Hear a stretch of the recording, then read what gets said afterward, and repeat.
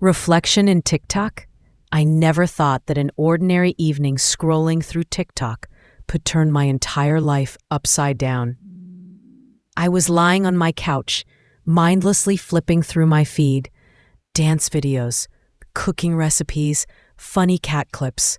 Outside my tiny one-bedroom apartment in Chicago, October rain was drizzling, and I was scrolling through endless content, trying to forget another tough day at work.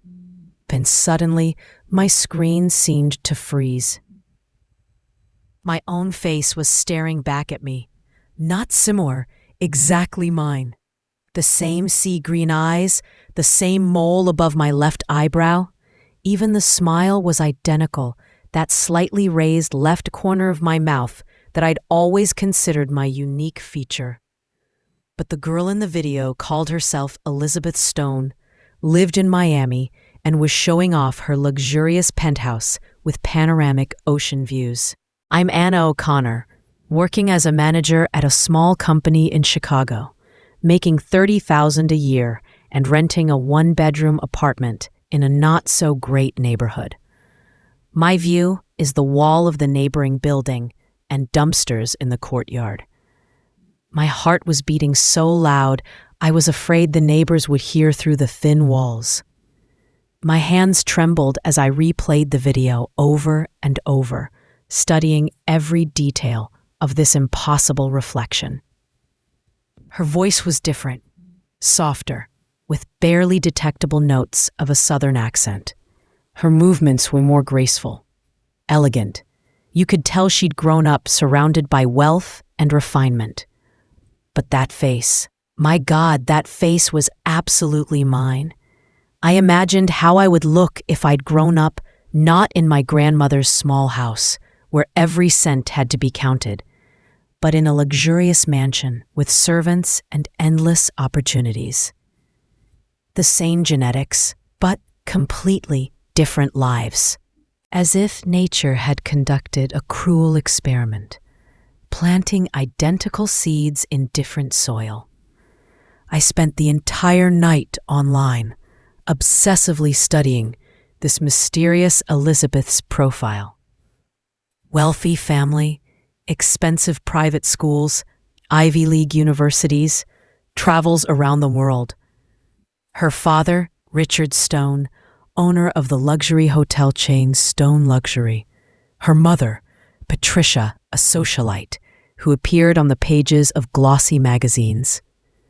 In the photos, Elizabeth was surrounded by friends in designer clothes, posing in front of the Eiffel Tower, sailing on yachts in the Mediterranean. She'd recently announced her engagement to Jonathan Hamilton III, heir to another of America's wealthiest families. They were planning a wedding in a French castle. I looked at these photos and felt a strange emptiness inside. Not envy, no, something deeper and more painful. As if I was looking at a life that should have been mine, but through some cosmic mistake had gone to someone else. What struck me most was how she laughed in the photos. The same head tilt, the same crinkles around her eyes. I grabbed a mirror and tried to copy her facial expression. It came out identical. This wasn't just resemblance, this was something mystical.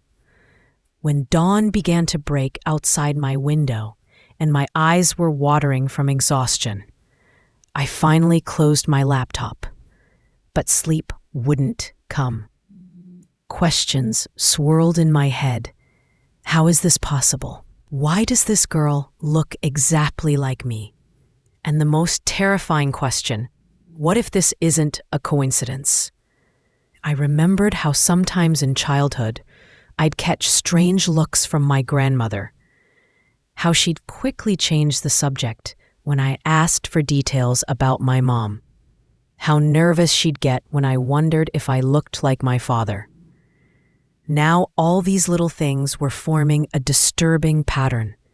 In the morning, sleep-deprived and having drank 3 cups of strong coffee, I drove to my grandmother's house. She was the one who'd raised me after my mother died in a car accident when I was only 2 weeks old. About my father, I knew only that he'd abandoned my mother before I was born, a coward who didn't want to take responsibility. My mother was from Ireland, came to America as a young woman, seeking a better life. It was a story I'd heard hundreds of times, but now it seemed incomplete, as if important details had been left out. Why did my mother come specifically to Chicago? She had no relatives here except my grandmother, who'd moved here back in the 50s. Why choose this city out of all of America? Grandma lived in a small house in a working-class neighborhood, which she'd bought back in the 70s with money from the factory where she'd worked for 30 years as a seamstress. The house smelled of cinnamon and vanilla. She'd spent her whole life baking for the neighborhood children, and now for their grandchildren.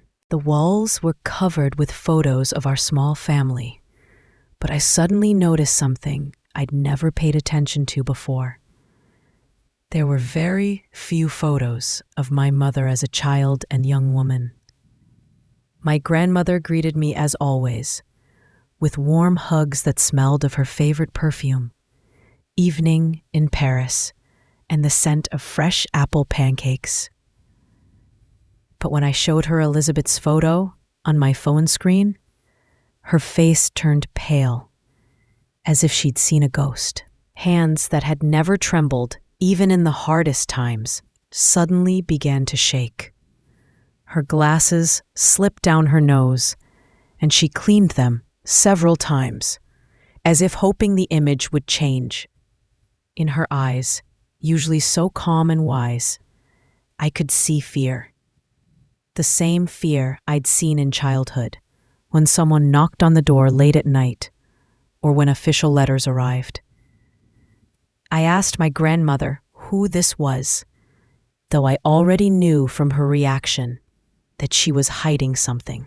She whispered that she didn't know, just that the girl looked very much like me, but her voice betrayed the lie. I took her wrinkled hands in mine and asked her to tell me the truth. Did I have a sister? My grandmother was silent for a long time, looking out the window at her small garden where leaves were already yellowing on the old apple tree. Then she sighed heavily and went to the old dresser. From the bottom drawer, she pulled out a worn shoebox tied with a faded ribbon. Inside the box were letters, an old flip phone, a leather-bound notebook, and several photographs. My grandmother said these were my mother's things, which she'd kept safe, thinking she'd give them to me someday. She admitted she didn't know what it all meant, thought my mother had just gotten involved with bad people. In the notebook, the handwriting was neat, feminine. My mother's handwriting, which I barely remembered. Mysterious entries: RS 50,000, Oak Street Clinic, P-Nose, contract until December, and many other incomprehensible notes. Numbers, names, addresses. It all formed a picture of some secret business. The old phone still had saved messages.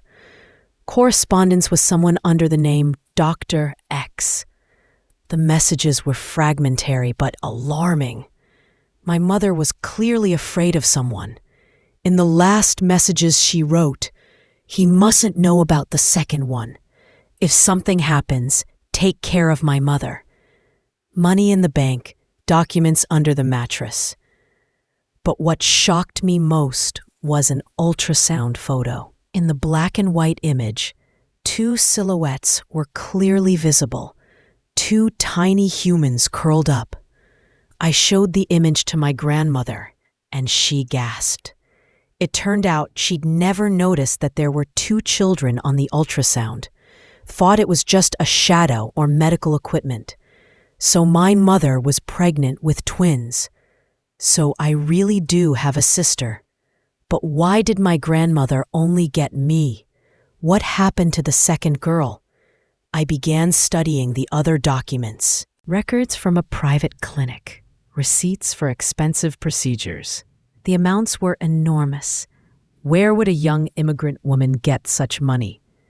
One of the records stated that all expenses were paid by the Stone Foundation Charitable Fund.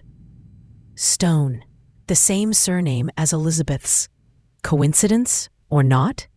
I felt panic rising inside me. All these mysterious documents, strange sums of money, the clinic, the foundation with the Stone name, this couldn't be a coincidence. My mother was connected to Elizabeth's family. But how and why? For 3 days, I studied all the found materials, trying to put together the puzzle. I searched the internet for information about the Stone Foundation, studied Richard Stone's biography, tried to find a connection between my family and his hotel empire. Then I created a fake Instagram account under the name Michelle Johnson and began carefully befriending Elizabeth. I liked her photos, left innocent comments like "great dress" or "love your travels." Gradually, I learned details of her life. Elizabeth was studying economics at Stanford, but spent more time at social events than in lecture halls. Her Instagram was full of photos from charity galas, premieres, and fashion shows. She was the face of several cosmetics brands, posed for glossy magazines. But the more I studied her life, the more I understood how differently we'd grown up. She was used to luxury. I was used to modesty. She was surrounded by friends from high society. I knew the value of every dollar. And all this time, I couldn't shake the strange feeling that I was being watched. Twice, I saw the same black car near my house. Someone at work called asking questions about me, claiming to be from the bank and inquiring about my income. When I called the bank back, it turned out no one had called me. At a cafe near my work, the barista looked at me strangely and asked if I'd been there the previous week, asking questions about the menu. The description fit me. Red hair, green eyes, mole above the eyebrow. But I'd never been to that cafe. Someone who looked like me was appearing in my neighborhood. I was truly frightened when 2 men in dark suits came to my grandmother's house. She told me about it in a trembling voice. They'd introduced themselves as insurance agents. Asking about my mother's car accident, they said they were checking old cases for final closure. They were interested in whether any documents, witnesses, or additional information remained. But my grandmother knew. That case had been closed long ago. The insurance had been paid out 20 years ago. Why the sudden interest in an old accident? It was clear why. Someone had found out I was digging, and now they were nervous. I couldn't wait any longer. Too many coincidences. Too many unanswered questions. I sent Elizabeth a direct message from the fake account. "We need to meet. I'm your twin sister." The reply came 2 hours later. "Is this some kind of joke? Who are you?" I sent her my real photo and the ultrasound picture with 2 silhouettes. Then I wrote, "I know you're adopted. Our real mother is dead. I have her documents and proof." Several hours of silence. Then a short message. "Tomorrow, Chicago, Starbucks on Michigan Avenue, 3 p.m. Elizabeth agreed to meet. She'd flown in from Miami specifically, not telling anyone in her family. We met at a crowded cafe downtown. I insisted on a public place for safety reasons. Seeing her in person, I nearly lost my ability to speak. It was like looking into a mirror from a parallel universe. Absolutely identical faces, but her style of dress revealed different upbringings. She wore a Chanel suit that cost more than my annual salary. Her movements were confident, her posture perfect. You could tell she'd been taught from childhood how to carry herself in society. But her eyes. In her eyes, I saw the same confusion and fear that I felt. I told her everything I'd learned. About the ultrasound with twins, about my mother's notes, about the suspicious people, about the stone foundation in the documents. Elizabeth listened, growing paler with each word. Her hands trembled when she held her coffee cup. She admitted that she'd always felt something was wrong. She didn't look like either her father or mother. Her blood type was O, while her parents had A and B types. When she asked questions, they answered evasively, saying genetics was complicated. But what bothered her most was her mother's attitude. Her father adored Elizabeth, spoiled her, fulfilled her every whim. But her mother had always been cold, not cruel, but without real maternal love, as if she was tolerating someone else's child in her home. Elizabeth told me she'd always felt this coldness, but never understood the reason. I asked, what if our mother hadn't just died in an accident, but had been murdered? Elizabeth recoiled from these words. It couldn't be, she said. Her father was a good man. He loved her. He wasn't a killer. But doubt had already settled in her soul. Too many strange things, too many coincidences. We parted, agreeing to stay in touch and not tell anyone about our meeting. Elizabeth promised to look at home for any documents that might shed light on the truth. And I decided to find that doctor whose name appeared in my mother's notes. But the very next day, real hell began. My grandmother's gas stove accidentally broke. The repairman said it could have ended in an explosion. Someone had clearly damaged the gas line. The expert examination showed traces of outside interference. A car nearly ran me down right on a crosswalk. The driver wore dark glasses and a baseball cap. The license plates were covered with mud. Witnesses said the car had specifically waited for me to appear and suddenly accelerated exactly when I stepped onto the road. And Elizabeth discovered listening devices in her home, tiny bugs in her phone, in her car, even in her bedroom. Someone was monitoring her every move, listening to every conversation. All doubts disappeared. They wanted us eliminated. Someone was very afraid we'd get to the truth. Then I decided on a desperate step. In my mother's notebook was the address of a private clinic on Oak Street. Maybe some documents were preserved there? Maybe the doctors remembered something about my mother. The elite medicine clinic was still operating. A red brick building in an expensive neighborhood, marble and crystal inside, staff in snow-white coats. I introduced myself as a patient's daughter and asked to meet with Dr. Harrison.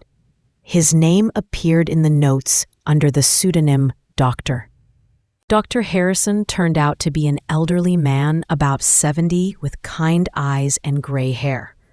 But when I mentioned my mother's name, Caitlin O'Connor, he looked around fearfully and closed his office door. He said I'd better leave, that it was dangerous. But I wasn't going to give up. I told him I knew about the twins, knew my sister was alive, and I needed the truth. The old man was silent for a long time, then poured himself water with shaking hands. Finally, he began to speak, and what I heard turned my world upside down. He'd been living with this nightmare for 20 years, the doctor said. My mother was a good girl, healthy, smart, beautiful. She'd been hired as a surrogate mother. Mr. Stone's wife couldn't have children after an injury in her youth. So everything was even worse than I'd thought. They'd used my mother as an incubator, a living incubator for someone else's child. The plan was simple and cynical. Patricia Stone simulated pregnancy, wore special padding, visited a complicit doctor, told friends and relatives about her ailments, and the real pregnant woman lived in a secret place under doctor's supervision. When Dr. Harrison informed Mr. Stone about twins in the 7th month of pregnancy, he coldly replied, "I need only one child. One is believable. If my wife suddenly gives birth to twins, people might suspect something. Tell the surrogate mother that the second child didn't survive delivery."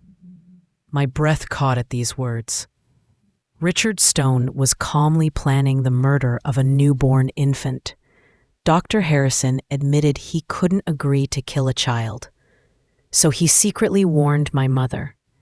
She was a smart girl, immediately understood. If Stone was ready to kill an infant, he wouldn't spare her either. She knew too much, was too dangerous a witness. But what could she do?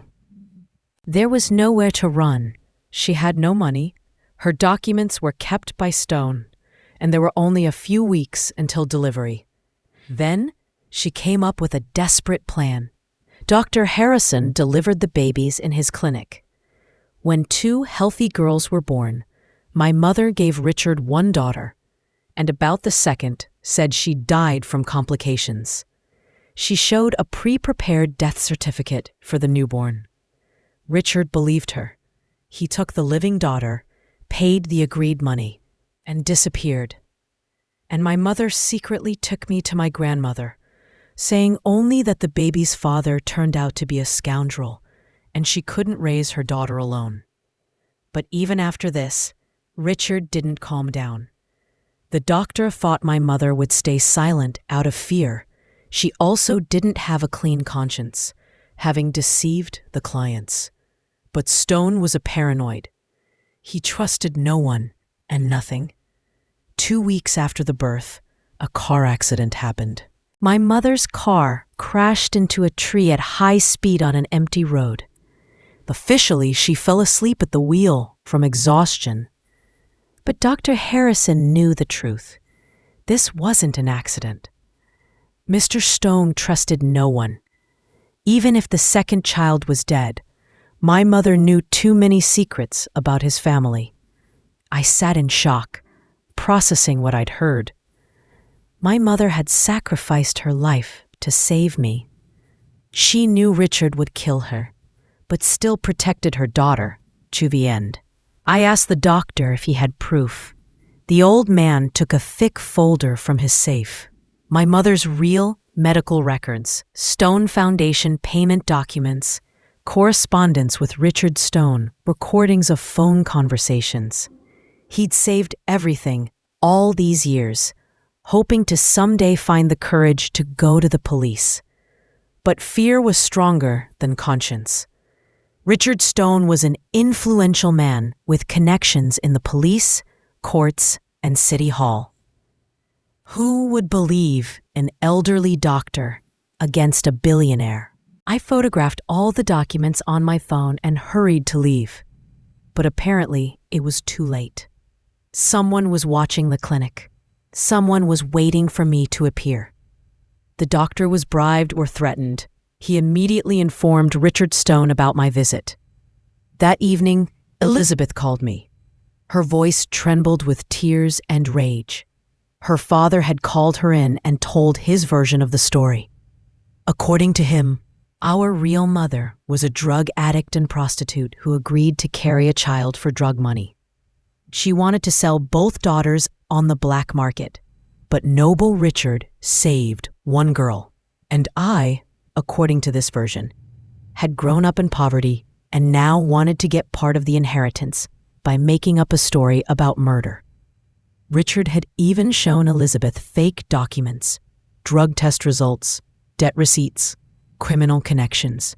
Elizabeth was torn between 2 versions. On one side, the man who'd been a father to her for 20 years, loved, and spoiled her. On the other side, a sister with documentary evidence and a doctor's testimony.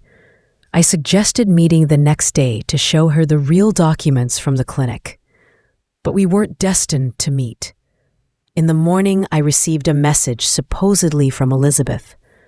"Let's meet tonight at the old warehouse on Industrial Street, 1247. I have the final proof of the truth. Come alone." Something was wrong. Elizabeth never wrote so formally and dryly. Usually her messages were emotional, with lots of exclamation points and emojis. But I had no choice. If this was a trap, my sister was already in danger. I left my grandmother a note. "If I don't return by morning, take all the documents to the police." And I drove to the warehouse. The area was industrial, abandoned. Weeds grew between rusty hangars. Broken glass crunched underfoot.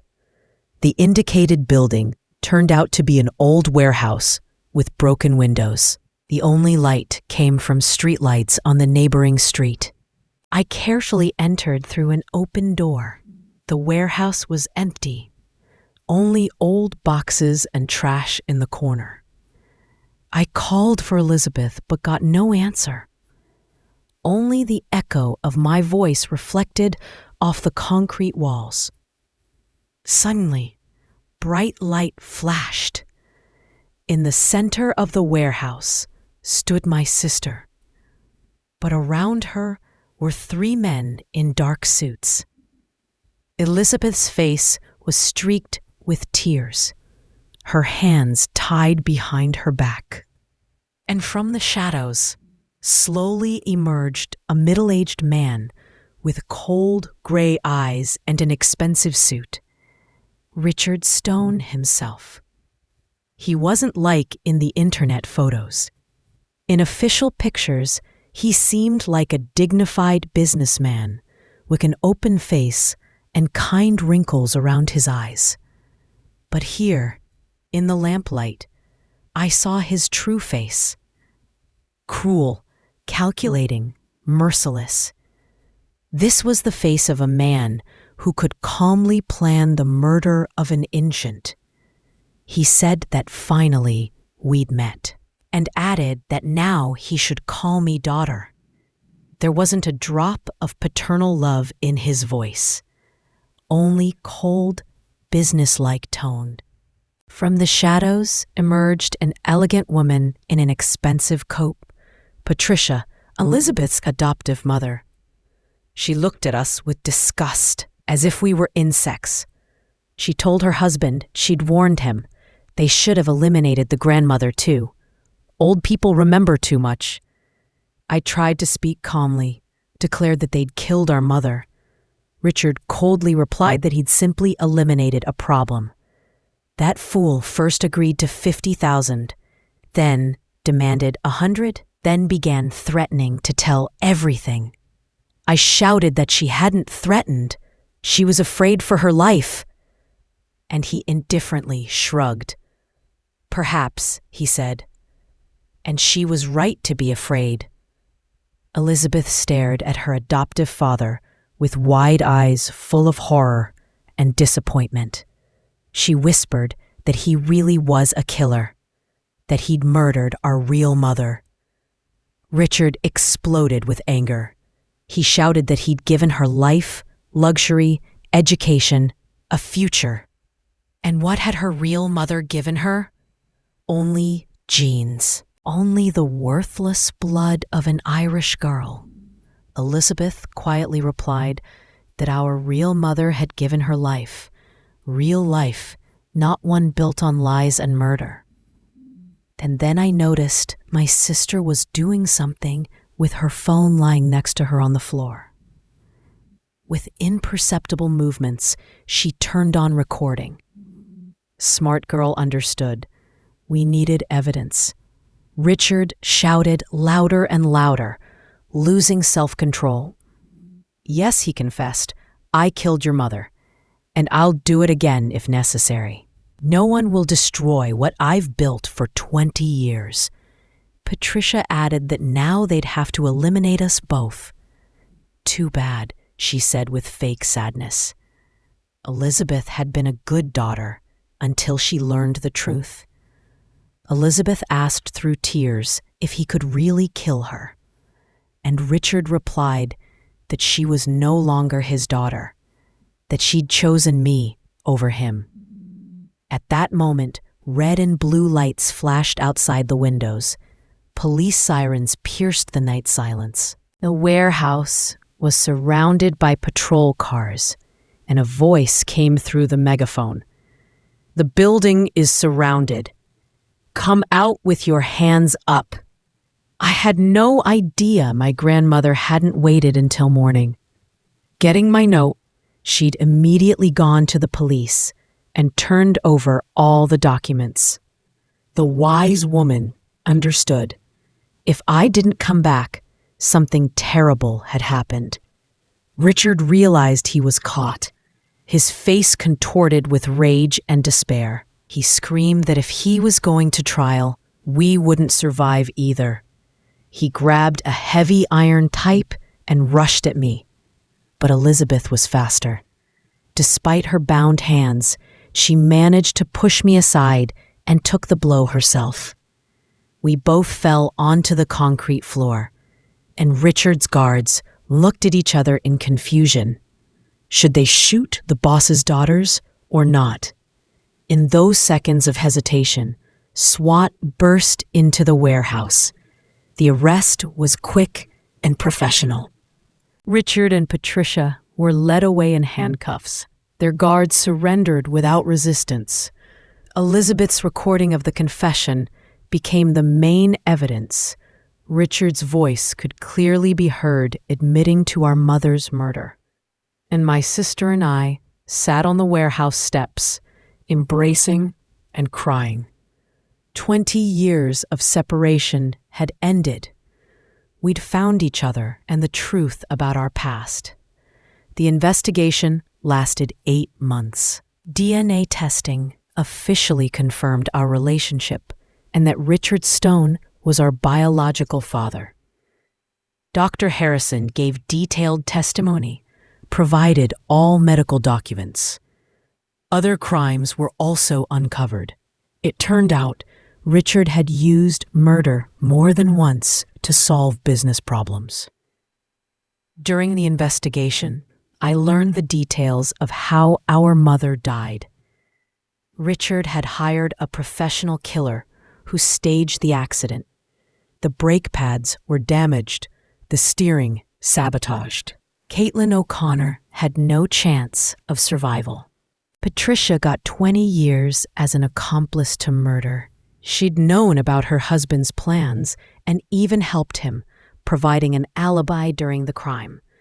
And Richard himself got life without the possibility of parole. But the most terrible discovery was that our mother wasn't his first victim. 20 years before our birth, Richard and Patricia had already tried to have children with surrogate mothers. Then, too, there was a tragedy. A young woman disappeared after giving birth. Her body was never found, and Elizabeth and I inherited everything. The hotel empire, real estate in different countries, bank accounts, stocks in major companies. By law, we were Richard Stone's only heirs. At first, Elizabeth wanted to refuse the entire inheritance. She said it was blood money, that she didn't want anything from a killer. But I convinced her. We could change everything, make something good out of it, in memory of our real mother and other victims. And we did it. First, we renamed the hotel chain to Caitlin O'Connor Hotels, in honor of our mother. We completely changed management, got rid of everyone connected to our father's criminal schemes. We conducted an internal investigation and discovered many violations: tax evasion, corruption, illegal dismissals. Elizabeth turned out to be a born manager. Her Stanford education hadn't gone to waste. She had a natural talent for finance and marketing, and I, having grown up without money, knew how to economize and find unconventional solutions to complex problems. Together, we became the perfect team. We completely changed the hotel concept. Before they were faceless luxury buildings for wealthy tourists, we made them family-friendly, cozy, accessible to the middle class. We opened children's rooms in each hotel, play areas, organized programs for elderly people. Part of the profits we directed to a fund helping young single mothers. We helped girls who found themselves in difficult situations so they wouldn't become victims of people like our biological father. We built shelters, psychological help centers, organized professional training courses. We paid special attention to fighting surrogate motherhood. We lobbied for laws protecting women's rights, supported organizations helping victims of reproductive exploitation. Our story became a symbol of the fight against turning women into living incubators. My grandmother now lived with us in a beautiful house with a large garden in suburban Chicago. She had her own room, furnished with her favorite furniture, and a sunroom where she grew flowers. She no longer cried in the evenings, remembering her dead daughter. Now she had 2 granddaughters, who told her about their plans and dreams every day. Elizabeth broke off her engagement to Jonathan Hamilton. It turned out his family knew about Richard's crimes and even helped cover them up. Instead of a luxurious wedding in a castle, she chose a simple life next to her real family. We talked a lot about how differently our lives had unfolded. Elizabeth told me about the golden cage of wealth, how she'd always felt like an outsider in the world of luxury, how she was burdened by fake relationships and show love, and I shared memories of the real warmth of my grandmother's house, where every dollar was earned through honest work. We realized our mother had made the right choice. By giving one daughter to a wealthy family, she saved her from poverty. And by leaving the second with her grandmother, she gave her real love and honest values. Caitlin O'Connor, even in mortal danger, thought about her children's future. A year had passed since I saw my reflection in TikTok.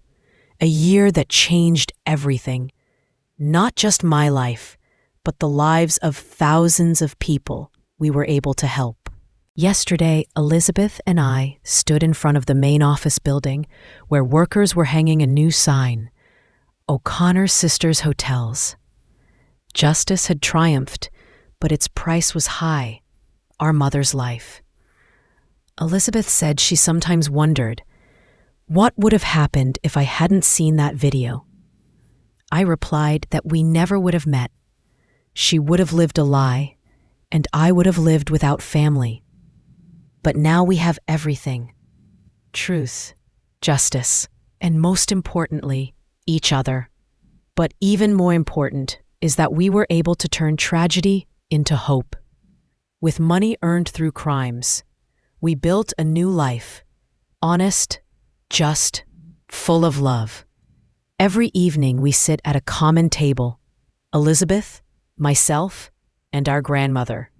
We cook dinner together, talk about our day, plan the future. My grandmother looks at us with such pride and love that my heart overflows with happiness. She says she tormented herself her whole life with the question of why her daughter left so early. Now she understands. Caitlin lives on in both of us, and finally our family is complete. We hug our grandmother, and I think about how strangely life works. Sometimes social media shows us not just other people's lives, but our own past. And real family always finds a way to reunite. Even after 20 years, even through death and betrayal, even through a random TikTok video. Our mother died protecting us, but her love proved stronger than death. She brought us to each other, helped restore justice, and find true happiness. Now we carry her name with pride. Caitlin O'Connor Hotels isn't just a business. It's a memorial to a woman who sacrificed everything for her children. And every day we try to be worthy of that sacrifice. The story that began with a mystical reflection in a social network turned into a real saga about love, betrayal, revenge, and forgiveness. But most importantly, about how family isn't just blood, but also choice. A choice to be together, protect each other, and take responsibility for a calming future. Elizabeth and I made that choice, and now we'll stay together forever. Sisters, friends, heirs, not just to wealth, but to maternal love that proved stronger than all the riches in the world.